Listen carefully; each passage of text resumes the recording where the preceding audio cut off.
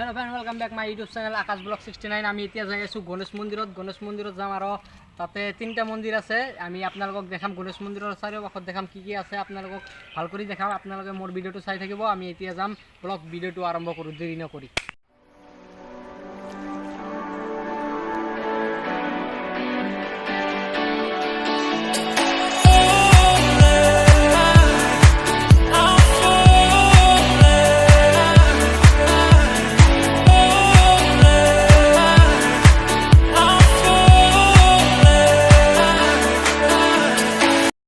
মই গেটৰ ভিতৰত আহি পৰিছোঁ। ইয়াতে চকী আছে। মই মন্দিৰত প্ৰৱেশ কৰিম এতিয়া। ইয়াতে প্ৰৱেশ কৰাৰ আগতে মোৰ চেণ্ডেলযোৰ ইয়াত থ'লোঁ। এতিয়া মই গণেশ মন্দিৰত যাম। মন্দিৰ এতিয়া বৰ্তমান বন্ধ আছে। মই আপোনালোকক দেখাই আছোঁ এইটো মন্দিৰ হৈ চাওক। তিনিটা মন্দিৰ আছে, জগন্নাথ মন্দিৰ, শিৱ মন্দিৰ আৰু গণেশ মন্দিৰ। তিনিটা একেলগত আছে। মই দেখাম।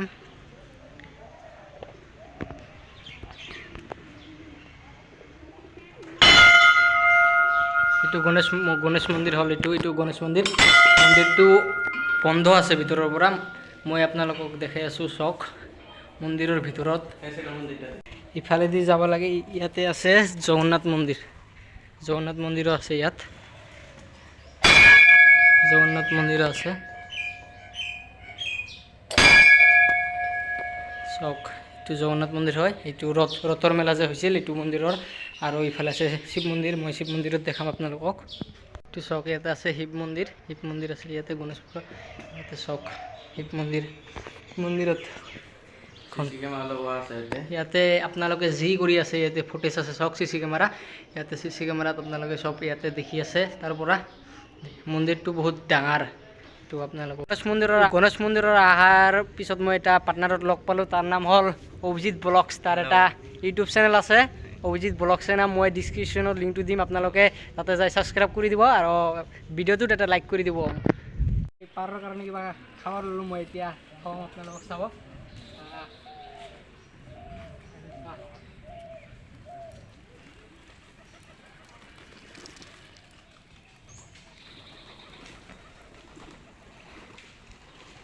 ভাই মজা।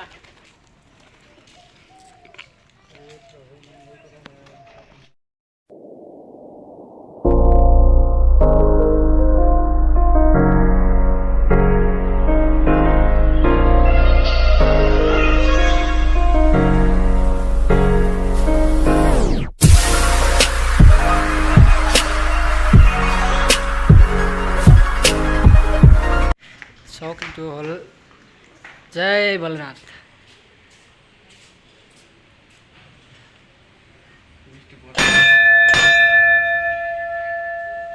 ইফালে পাৰ্ক আছে। আগৰ দিনত যি বনাই থৈ গৈছে ৰজা মহাৰজাসকলে যে চক্ৰ কিবা কিবি বনাই থৈ গৈছে পাথৰেৰে চব ইয়াতে আছে। মই যাম। এইটো খোলা আছে। আপোনালোকক দেখাম দে আৰু দেৰি নকৰি মই আপোনালোকক দেখাব যাই আছোঁ ব্লগ।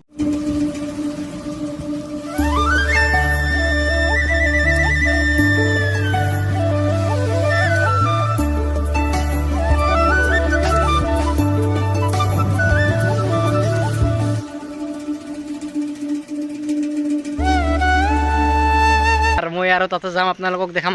আগৰ দিনত ৰজা মহাৰজাবিলাকে যে বনাই থৈ গৈছে কিবা পাথৰেৰে ঠাকুৰ মূৰ্তি চক্ৰ কিবা কিবি বনাই থৈ গৈছে। মই আপোনালোকক দেখাম আৰু মই এতিয়া দেখাই আৰু ইয়াতে তিনিটা আছে। মই ফাৰ্ষ্টত এইটোতে সোমালোঁ। এতিয়া মই দেখাই আছোঁ ডিজাইনগিলা চাওক আপোনালোকে। যে ৰজা মহাৰজাবিলাক যে ডিজাইন কৰি থৈ গৈছে এইগিলা কিবা এটা স্থিতি আছে। এইগিলা আগৰ বস্তু। ইয়াতে ঠাকুৰ মূৰ্তি বনাই থৈ গৈছে চাওক। কিবা কিবি বনাই থৈ গৈছে ইয়াতে ভগৱানৰ মূৰ্তি এইগিলা ইয়াতে থৈ দিছে। পূৰা যত্ন কৰি ৰাখিছে চাওক।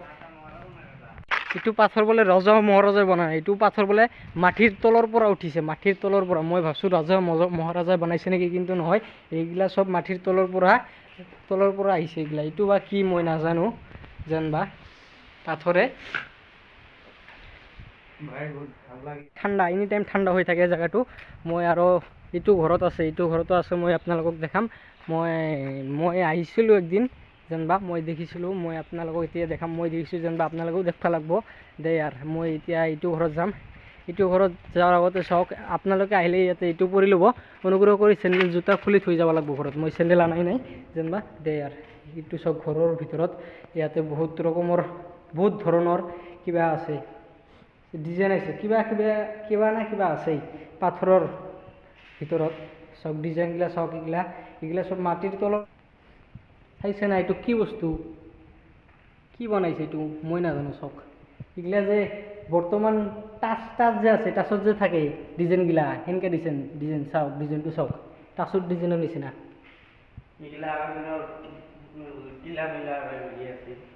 এইগিলা চব আগৰ দিনৰ ইয়াৰ 100-200 বছৰ আগৰ এইগিলা চব বস্তু স্থিতি ইয়াতে থৈ দিছে পুৰা যত্ন কৰি ৰাখিছে গণেশ মন্দিৰৰ কমিটিৰ মানুহ বা গণেশ মন্দিৰ এই জাগাৰ মানুহটো সকলোৱে ভাল কৰি ৰাখিছে আৰু তাতে এটা আছে মই যি নখুৰে দেখাই আছোঁ তাতে যাম আৰু চাওক ইয়াতেও লেখা আছিল কিবা বৰ্ডটো ভাঙি গৈছে যেনিবা এই আৰু বৰ্ডটো লগাই থওঁ ইয়াতে